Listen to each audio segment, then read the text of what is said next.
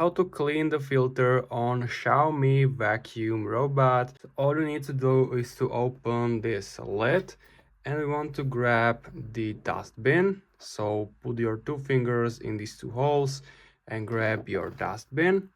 And this is our dustbin and we want to clean this filter. So all you need to do is to just grab this filter. As you can see, there is a lot of stuff and I want to vacuum it with my normal vacuum. So grab your normal vacuum and clean all this.